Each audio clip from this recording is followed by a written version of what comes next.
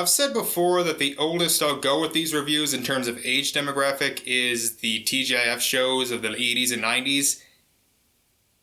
Well, can't get much more TGIF than this. Full House ran from 1987 and 1995 on ABC. Created by Jeff Franklin, it starred Bob Saget as Danny Tanner, a recent widower to three girls named DJ, Stephanie, and Michelle, and in order to raise them, he gets the help of his brother-in-law Jesse, played by John Stamos, and best friend Joey, played by Dave Coulier. And over the rest of the series, the cast would only get bigger, including Jesse's wife Becky, their twins Nikki and Alex, the next-door neighbor Kimmy Gibbler, and DJ's boyfriend Steve, played by the guy who voiced Aladdin. So I don't know if this is still controversial to say, but I like Full House. It was hugely popular when it aired, but for some reason in the late 2000s and early 2010s it got a massive backlash. I mean, people hated this show. Personally, I never understood why. I mean, yes, I can see people not liking it. It could be melodramatic at times. They really love to abuse the cheesy guitar riff, but at worst it's just sort of generic and bland. However, I like the characters, the humor has its charm, and it did manage to tackle some big issues with maturity and tact. From something as serious as dealing with the death of a loved one, to as simple as feeling neglected. I have heard a few people make the case that some of the morals don't hold up, sometimes giving off a worse lesson than what they intended. I don't think that's true for most episodes, but one where it definitely is the season 6 episode Grand Gift Auto, which just so happens to be the first episode to premiere after I was born. I don't know if that means anything, so let's begin. It starts with a cute little scene with Michelle dressing up Nikki and Alex as Danny and Jesse, as well as Comet as Joey. It's not important, I just want to say that the dog who played Comet was one of the best actors of the 90s, and nothing you could say will change my mind. And also, can we just point out here that it was produced by James O'Keefe? You'd think being able to produce a television show at 9 years old would allow him to go on to better things in life than deceptively editing Planned Parenthood videos and whatever this shit was. Anyway, Joey's excited about something. Go! Joey, what's going on? I haven't seen you this excited since they brought back the McRib. It's amazing how some jokes never age. So it turns out Joey bought DJ something for her birthday, and that gift is a brand new car!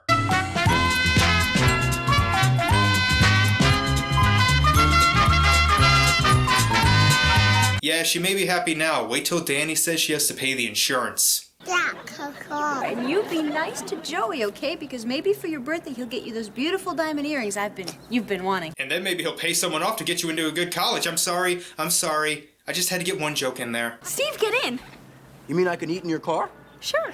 I hate TV metabolism where characters that never stop eating also never gain weight. After a couple of not very funny jokes, Danny asks why he couldn't help pick out the car with him. I'm sorry, Danny, but it was a great car and a great deal, and the woman who was selling it had another offer coming in, so I had to jump on it. And anyone who's been car shopping before knows this is going to end very badly. Joey, I love this car. The power windows, the stereo, the T-tops. Oh, the 90s. I love how no one questions how Joey was able to pay for this. I mean, he's a fucking radio DJ. Well, it turns out the car isn't the best, as it not only has motor oil for windshield fluid, but the engine overheats.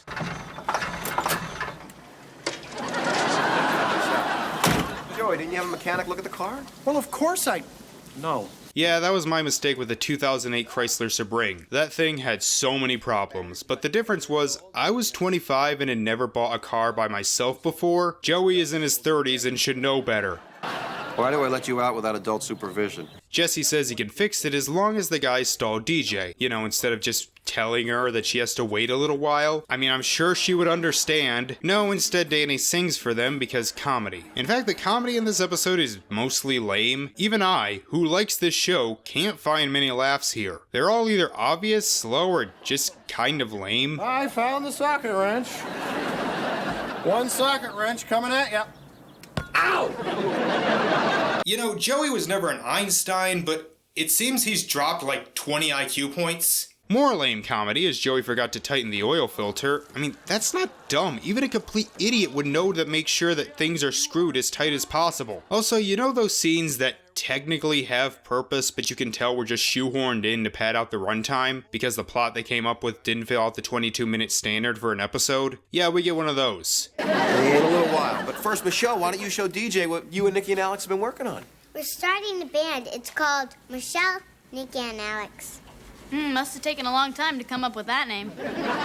Kimmy is my spirit animal. You know, empathizing with the characters who are bored out of their minds isn't exactly a good thing. Eventually, they get the car fixed. Again, I feel DJ would understand if the car had a few problems and they needed to fix a few things, but they come out and DJ is none the wiser. Okay, we're ready.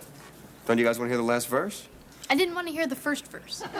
But then a policeman comes into their yard. You know, I never got how this house worked. Like, this is the backyard. How the hell does it connect to the street? But yeah, the lady cop, and I only bring that up because they did, tell them that the car is stolen. And it's revealed in a way so over the top that even a couple members of the audience laugh. You'll have to answer a few questions.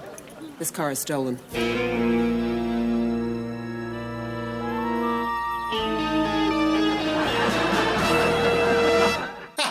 Joey's going to prison. He's gonna be in an even fuller house. Yeah, that joke was funnier than anything in this. You know the car Joey got me? The police think he stole it. What? They're nuts. You want to repeat that, ma'am?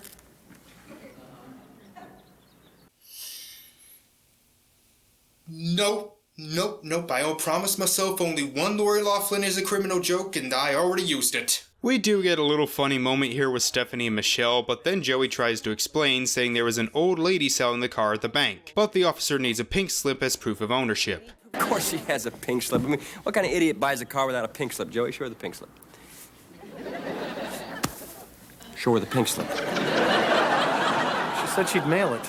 Oh my god. Even me, a complete idiot when it comes to cars and having extreme anxiety when it comes to making large purchases, knows you need the fucking pink slip. He can't even give a proper description of the woman who sold it to him. You know, I kinda wanna know about the small elderly woman who stole a fucking car. Like, where's that story? Gotta be more entertaining than this. Sir, do you really expect me to believe that a grown man would pay cash to a total stranger for a car and not get a pink slip? Well, when you say it like that, it seems Joey shouldn't be allowed to watch over children, which is the entire premise of the show! So the rest of the family tries to convince the officer that Joey is too mentally incompetent to be held responsible for his actions. I mean, I'm using my own words, but that's basically what's happening. They do this by showing how childish his room is. Yes, because a grown man having stuffed animals and other childish things around his room means he is dumb enough to not function as an adult. I mean, it's a little more forgivable than a LARP in the park because in the 90s geek culture wasn't so mainstream, but still, this is kind of insulting. I give you Exhibit A. Look at this.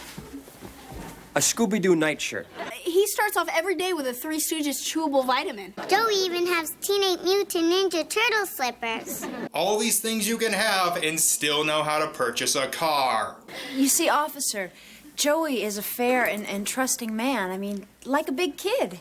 That's not a good thing. No, let me rephrase that. Like, having a childlike mind, that's a good thing. It can keep you youthful, optimistic, help you take care of children. Basically all the stuff Mr. Rogers did. Holding on to childhood? That's fine. Acting childish as an adult? Not good. And in most of the series, Joey does keep that balance between childlike mentality, but still with an adult mind and experience. So I don't know what happened here. I mean, he would never rip anybody off, so he would never expect anyone to rip him off. Well, I had my doubts, but the Ninja Turtle slippers put me over the top. Yeah, let's see how that works in court. Your Honor, I know I ran over 20 pedestrians, killing 4, but I have the mind of an 8-year-old, so you shouldn't convict me since I don't know any better.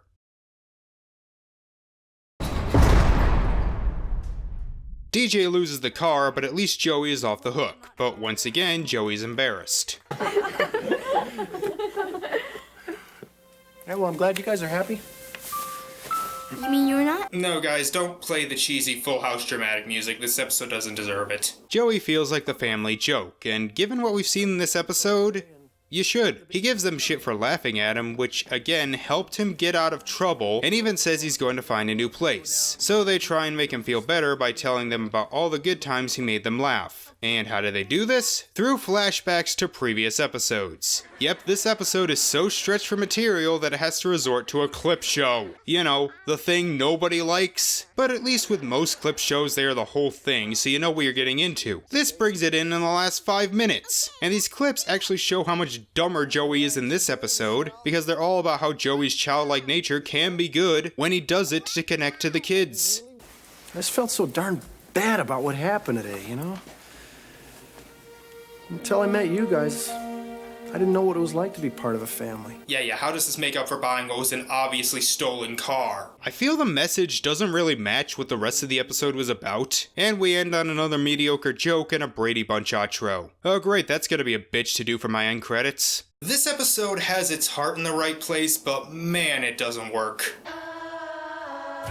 The message is confused, it turns Joey into a complete incompetent fool instead of the lovable goof he actually is, and there is so much filler. It's just a boring episode to watch with very mediocre comedy and some kind of insulting moments. I don't hate it, there are certainly worse things to watch, but this episode just always left a bad taste in my mouth. But I still think the show is pretty good. Yes, it's cheesy, yes it has a lot of cliches, but there was a charm to it, and there was a reason it lasted so long. And if you're wondering my thoughts on Fuller House, I saw the first 2 seasons and they were fine, but never really felt any reason to watch the rest of it, so thank you all for watching, and I'll see you next time.